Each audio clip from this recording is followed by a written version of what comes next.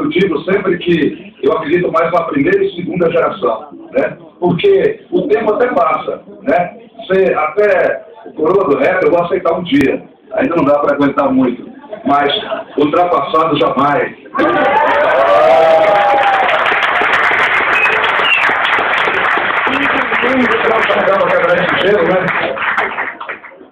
Minhas heroínas resistiram, todas estão vivas.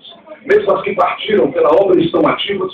Ou você acredita na Dandara derrotada, que a Palpune resulta de uma história inventada? Que as flores da Candelária, a Caripa Sadimário, pariram um bando que deveria mesmo ser eliminado. Que o lugar da mulher negra é servido na cozinha, que com a eleição da presidenta acabará a ladainha do extermínio da juventude, saúde da população, das mulheres esterilizadas sem nenhuma informação. Que a eleição negra é a mesma servidão, que não vai dar em nada, não vai ter reparação. Sinto desapontado, o efeito dos seus males desperta Dona Neca, motiva Lélia Gonzalez. A frieza encarnada na ternura de uma cota baldina e uma reis encarnada pela cria da guerreira Sabina, remanescentes, ilês, roças, extintas, provas das vitórias das rainhas em Zinga, Joelma Tintinha, Dona Martinha, Rigoberta, Salva do Coco, as feridas de Frida, Moratia sem reboco, Jodelina, Carolina, Clementina, de Jesus o desejo de duas pretas reunidas num quarto de despejo. Minhas heroínas estão vivas, ó, reveladas, formadas dentro ou fora da escola, na luta concentradas. É desse jeito para minhas mulheres, para as minhas amigas.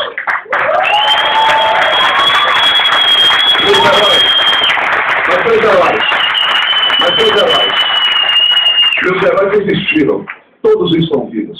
Mesmo os que partiram pela obra estão ativos. Ou você acredita que Zumbi foi derrotado?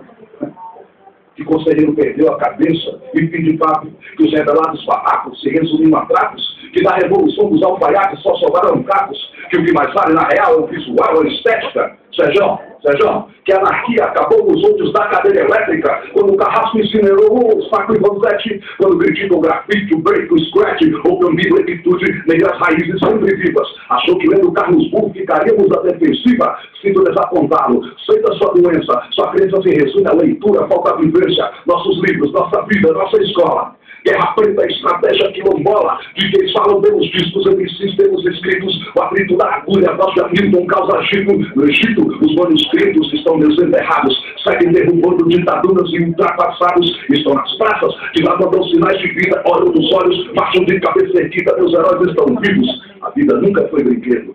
Desde a adolescência, desde a criança, desde o pequeno, relatos, rap, samba, enredo. É para vocês, muito obrigado.